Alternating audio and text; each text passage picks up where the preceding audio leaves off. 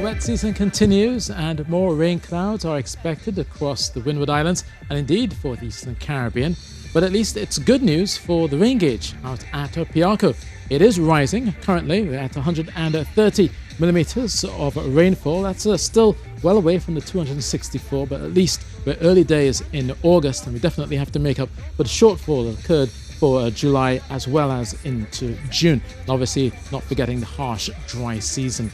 In terms of that tropical wave, you can notice there the orange and the white colors. Those are the pockets of moderate to strong rainfall. We could be seeing some of those downpours coming through on a Thursday and then eventually beginning to fade by Friday. But once we get overnight, look for the cloudiness, those showers, some spells of rain expected, especially across Tobago's hillsides, through Charlottesville, coming down towards Castara, into Roxborough throughout the day for the most part. And it will also be generally cloudy, overcast conditions expected. It will also feel quite cool, especially under the clouds, but still the showers will be going throughout the afternoon. For Trinidad overnight, you notice a lot of the cloudiness beginning to build over eastern and northern areas. That will continue into the first part of your morning through Thursday. Again, looking for periods of rain with those isolated strong showers coming through. And some of those thunderstorms could well be on the gusty side, so you may see some gusty winds accompanying some of those downpours as you go through the day. So all the while, be mindful about that. Obviously, if you're driving, there's a possibility of street flooding in some areas. Now, because of the cloudiness, still keeping conditions rather mild, about 24 degrees Celsius tonight, but it will be a rather pleasant 31 as you go through Trinidad and Tobago. But all the while, there'll still be quite a bit of moisture around.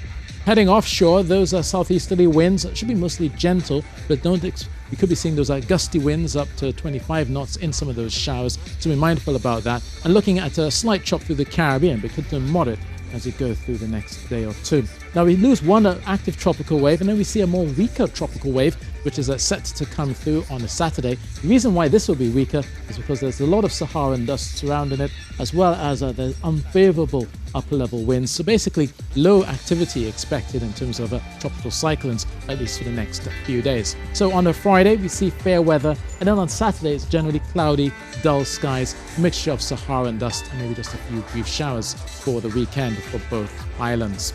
Now we've been looking at that active tropical wave, which is set to bring a lot of the activity further to the north, especially towards Barbados, eventually up towards Dominica, and then that tropical wave will move into Hispaniola. So still keeping a few showers going for Port-au-Prince as well as for Kingston. Some of them will be gusty, and we will see those windy conditions continuing across the Central Caribbean for a day or two.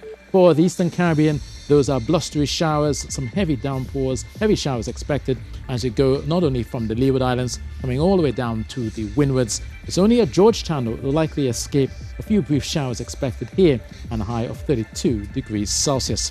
But for us, we'll see those heavy showers, some gusty thunderstorms as well, so take care when driving and out and about. So that's your weather, and that's it from me.